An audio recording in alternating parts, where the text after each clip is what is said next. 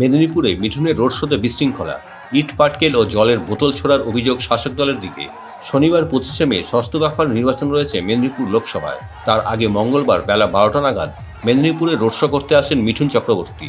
মেদিনীপুর লোকসভা কেন্দ্রের বিজেপি প্রার্থী অগ্নিমিত্রা পলের সমর্থনে মেদিনীপুর কালেক্টরেট থেকে কেরানীতলা হয়ে কলেজ মাঠে গিয়ে শেষ হয় রোড শো। কেরানীতলা ঢোকার আগে হঠাৎই 10-12 জন তৃণমূল সমর্থক মিঠুন চক্রবর্তীর রোড শোয়ের দিকে লক্ষ্য করে জলের বোতল, ইট পাটকেল ছোড়াছুড়ি করে। পরে বিজেপি কর্মীরা তাড়া করলে পিছু হটতে বাধ্য হয় বিক্ষোভকারীরা। পুলিশের চোখের সামনে ঘটনা ঘটলেও নীরব দর্শকের ভূমিকা পালন করে পুলিশ, অভিযোগ বিজেপির।